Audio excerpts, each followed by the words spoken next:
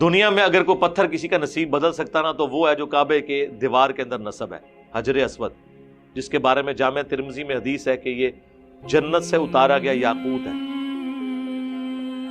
نبی علیہ السلام نے اس کا بوسہ لیا ہے، بخاری مسلم دونوں میں حدیث ہے۔ حضرت عمر کہتے ہیں کہ اے حجر اسود تو ایک پتھر ہی تو ہے، اگر میں اپنے نبی کو نہ دیکھتا صلی اللہ علیہ وآلہ وسلم کہ وہ تجھے چوم رہے ہیں تو میں تجھے چومتا بھی نہ تو کسی کو نفع دے سکتا ہے نہ نقصان۔ یہ حضرت عمر کا عقیدہ ہے۔ اگر جنت کا پتھر کوئی نفع نقصان نہیں دے سکتا تو بزرگوں کے مزارات کے اوپر رکھے ہوئے پتھر اور انگوٹھیوں میں لگائے گئے نگینے اتشائی کوئی نہیں۔ حتیٰ کہ جامع ترمذی میں یہاں تک حدیث ہے کہ حجر اسود کو اللہ تعالیٰ قیامت والے دن 2 آنکھیں دے گا، زبان دے گا، وہ دنیا میں جن لوگوں نے اسے چوما ہوگا ان کے ایمان کی گواہی دے گے۔ تو وہاں تو سارے فرقے کے لوگ جا کے چومتے ہیں، یہ تو ایک دوسرے کو مسلمان بھی نہیں سمجھتے۔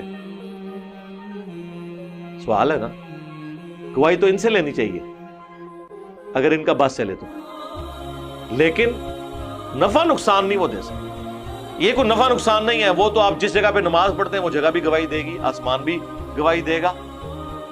اس نے ہمیں کیا نفع پہنچایا؟ فرشتے بھی گواہی دیں گے، اللہ کو فرشتوں کی گواہی کی حاجت ہے؟ اس میں آگے کہانی جوڑی ہوئی ہے انہوں نے مولا علی علیہ السلام کے بارے میں، وہ یہ حدیث المستدرک للحاکم میں موجود ہے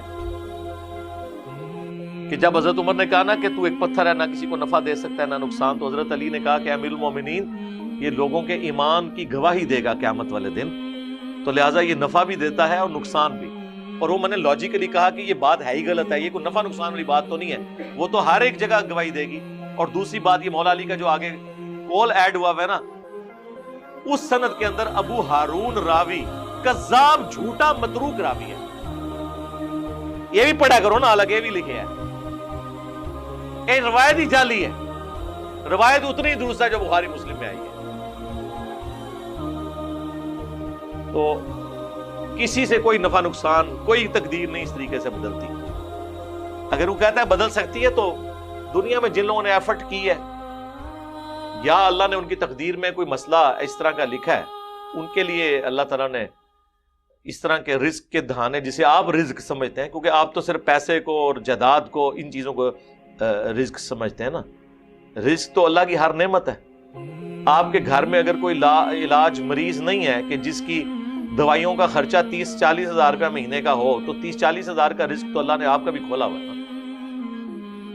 1 کروڑ روپیہ کوئی لے لے اور مجھے اپنا جگر کاٹ کے دے دے، اپنی ایک آنکھ نکال کے دے دے، وہ پروفیشنل بیچنے والے تو چھوڑ دیں، عام بندہ کوئی بیچتا ہے؟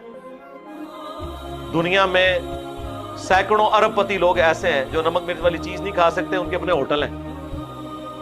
اس طرح کرنے سے کچھ ہوتا ہے میرے بھائی؟ اللہ نے بہت کچھ دیا ہوا ہے آپ کو، اللہ کی نعمتوں کے اوپر شکر ادا کریں۔